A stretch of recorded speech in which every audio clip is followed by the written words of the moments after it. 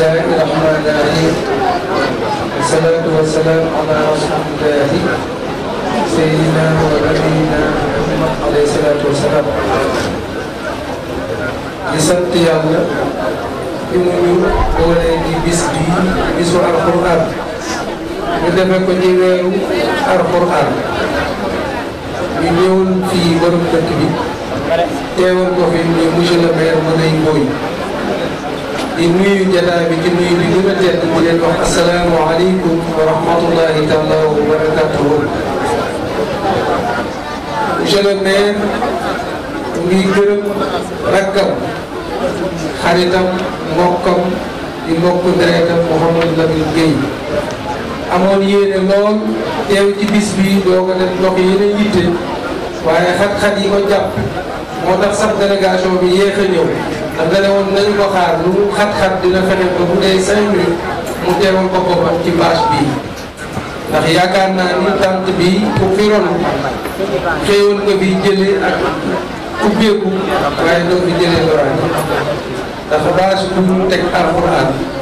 yaakaar naa ne jën yi ko gën a dëgër amul mu ne woon dafay teew yàlla def jaam ak pexeem pour yàlla ak dogalam temps bi xat lool doon na nañ ko fi teewal joxe ko kàddu santam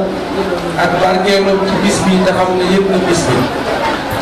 ñu ngi ànd ci délégation bi ak Serigne Bassirou Gueye ànd ak Serigne Demba Thiam ànd ak ki nga xamante ni moo yor éducation ak alphabétisation ci mairie bi muy Serigne Ousmane Dior ak Serigne Maysa Sey yor commission jeunesse sport ak loisir ak directeur Ousseynou Sène ak ñi ñu ko bokkal ñëpp ñu ngi ci ginnaaw nekk de une forte délégation ndax Ablaye lañ doon xaw a négani bi mu ngay amee empêchement moom it empêchement dab ko mu yebal njabootam ñu ngi noonu ci ginnaaw moo barkee doon téere yi waaye moom bi mu ngay amee empêchement Serigne Ablaye Tine moo waroon a présider délégation waaye ci seen mbaax ñu créé benn commission ci mairie bi bu ñu jëralee diine muy religion culte et des arts yàlla dogal man mu xeebu mii di dong nga jiite ñu am mbégte lool waaye ma ngay mu ngi sant Lamine Gueye bu baax a baax a baax a baax di ko gërëm di ko ñaanal yàlla ndax yàgg na œuvre ci social ci lu demee nii yàlla na ko gën a man su ko mënee yàlla na ko fekk su ko fekkee yàlla nay barke ci moom nee na lii ku ko def ci dëkk bi moom nga ko defal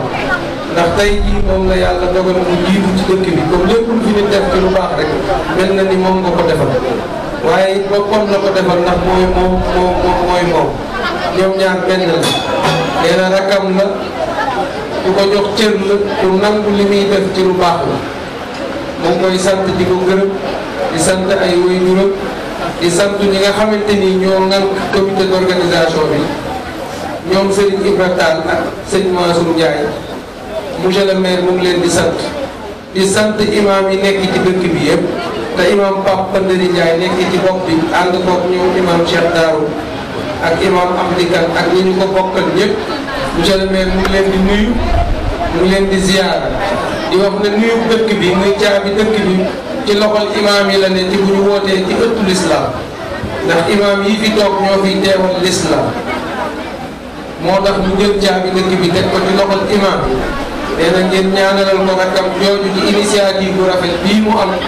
di sargal daara te daara ku koy sargal tànn weeru koor rawatina nga tànn ci fukki fan yu mujj yi yaakaar naa ni ku fa teewoon nga am yaakaar ndax fukki fan yi goreel ñan la ñuy goreel jullit yi ñan lañ mooy soppay Muhammad alayhi salaatu wasalaam Muhammad di sang bu tedd yàlla teral ko tatagal ko ba lu leer ginnaaw suñu borom subhanahu wa taala Muhammad sallallahu alayhi wa sallam ñu wàccee alxuraan ci weeru tedd yi comme monsieur le maire nee na ku ko woo ci loolu dañ ko dimbali mu ngi leen di sant di leen gërëm li mu waxoon lépp bari na waaye jot gi mayu ko ndax xar-xar yi ak jigéen ñoo la dellu ci kër gi ñu ngi gërëm ñëpp di sant ñëpp mu ngi gërëm ñi mu àndal muy Serigne Ablaye Tine soxna Ariel ak soxna Mbër di leen gërëm ñoom it dañoo am empêchement mais dafa naroon na def délégation bu mucc ay pour wane ne bis bi ñor na ko asalaamaaleykum wa rahmatullahi taala wa barakatuh.